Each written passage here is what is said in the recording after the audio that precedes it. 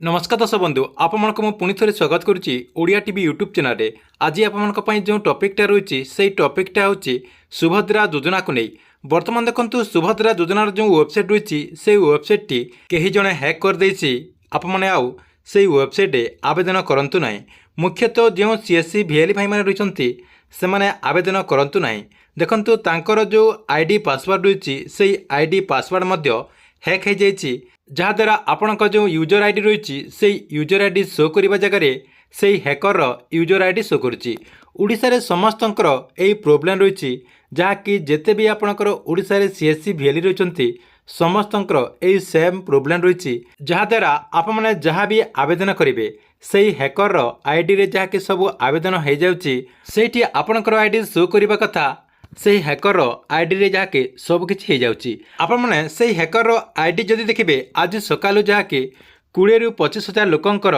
आवेदन कर सारची जहाँकि तारी आईडी रे लोके आवेदन कर दैचंती तारी आईडी रे क्रेडिट हो जाइची। से कमिशन नेबा चक्कर रे सुभद्रा योजनार जो वेबसाइट रही से वेबसाइट को हुए तो से हैक कर देथै पारे किंबा सीएससी रो जो आपनकर किछि टेक्निकल को से हैक कर देथै पारे कहीं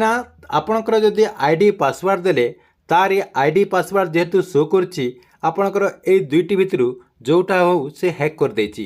सेथिपाई समस्त सीएससी भिएलई मानकु कहा जाउछि जे से माने आवेदन करंतु नाही जेते बेले भी आपणकर ए जो समस्या रही ए समस्याटी को समाधान न करा जाउछि से पर्यंत आपने कौनसी जनकर भी आवेदन करंतु नाही। जदि आपने एबे से आईडी रे आवेदन कर दउछंती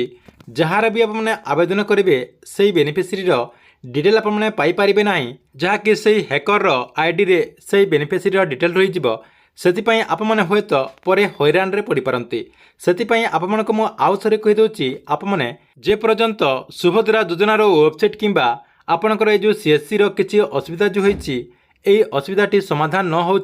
से पर्यंत आपने आवेदन करंतु नहीं। ठीक अच्छे एथिला आपमनक पई सुभद्रा योजना को नहीं आसथिबा बहुत बड़ गोटे अपडेट। आपमनक वीडियो केमती लागिला कमेंट बॉक्स रे निश्चय गोटे कमेंट करंतु।